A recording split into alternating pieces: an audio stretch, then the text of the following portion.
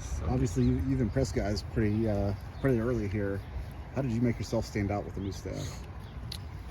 With the new staff, I would just say it was really my effort from day one, just believing in the system and buying into what Coach Odom was saying, just relentless effort, being a good teammate, doing all the right things.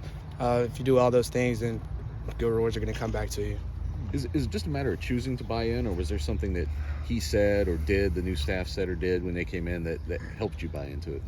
No, I would definitely say it's the system and it's their culture. Like, they hold everybody accountable, and that's the most important thing. And that's why I think we're seeing some pretty drastic changes in our team right now, is because everybody's bought into the system and everybody's bought into doing the right thing on and off the field, in school and football, making sure you're finishing every drill, and all those things are making us a better team. Could you have envisioned this type of an ascent after you transferred here from Holy Cross? It's just a walk-on, right? Yes, sir. Absolutely, though. I mean, it's always been my dream to come play at the biggest level, and I knew this is where I wanted to go. Like, I'm an Indiana guy. I went to Cathedral High School, so I love Purdue, have family members that played here, and this is definitely what I expected, big-time football and big-time program. Did you think about coming to Purdue right out of Cathedral? Absolutely, yeah. I always wanted to be at Purdue. Like, I had dreams of coming here and playing Power 5 ball, but it just wasn't my route. I had to go FCS first before I could get here. You entered the portal in the offseason and obviously decided to come back.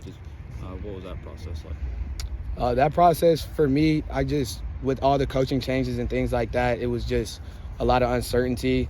But I always wanted to stay at Purdue the entire time. When I was in the portal, I just needed to make sure I could come in and talk to whoever the new coach was.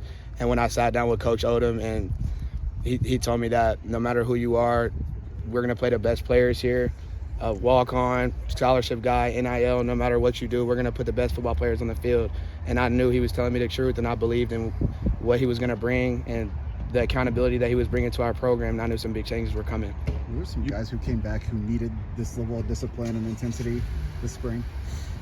Can you ask the question one more time? Were there guys that came back from last year's team that maybe needed this level of Coach Odom's intensity and discipline? I think every one of us, all of us in the Purdue program, we all needed this level of intensity and this accountability. The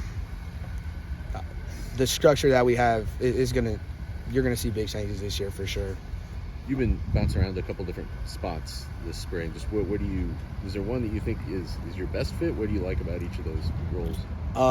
I've been playing the nickel, the boundary safety. I play wherever coach needs me to play at. I learn all the spots on the defense, and I make sure that I know everything that's going on around me, what everybody's job is. So wherever Coach Odom, wherever Coach Sherrod, with Coach Clark, whatever they need me to do, I'm going to play whatever position I'm asked to play, whether that's nickel, boundary safety, field safety, whichever one. I'm going to go out of there and give it my all. You know, Coach Shear had a lot of good things to say about you. You talked about the number change. Can you talk about going from 46 to 3? Yes, Is sir. that your idea, just the whole process with that? How that went down, I was 46 when I first came in last year, and then the whole time, and then I was 46 the first couple of days.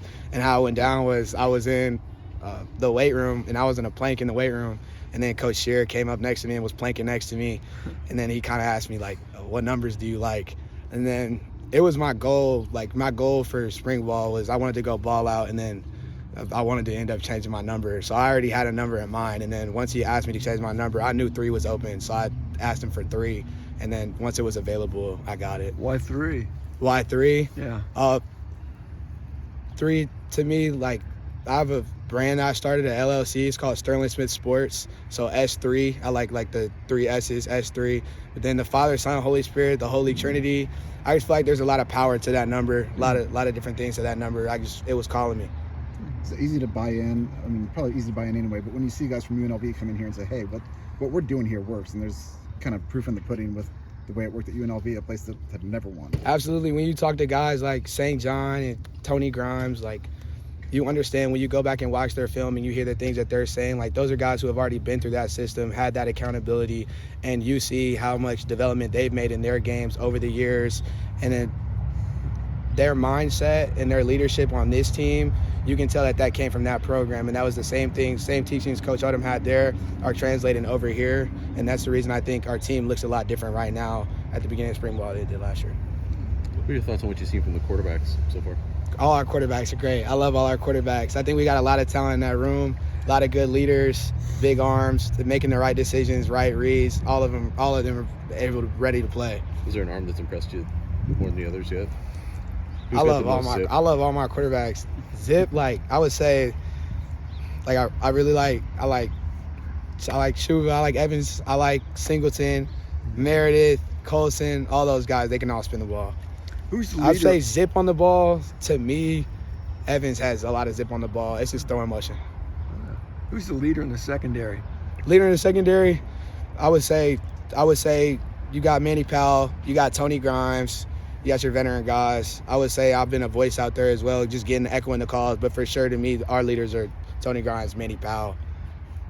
When you come from Cathedral, you're not used to losing. How tough was last season just to go through from a mental standpoint of kind of some lopsided losses piling up on the team? Yeah, I mean, anytime we're in a losing situation, it's definitely hard. Everyone hates to lose. I mean, I hate losing more than I love winning sometimes, which is rough. But I think there were just a lot of things that we learned from last year about, like, that was the biggest thing about, like, why we were losing, the ways we were losing, like, what led up to those losses, like, were we doing all the right things? Because the football guys weren't us at times. So I think just making sure that we're making those improvements from last year, learning from our mistakes and learning from our losses is going to be the biggest thing going into next year.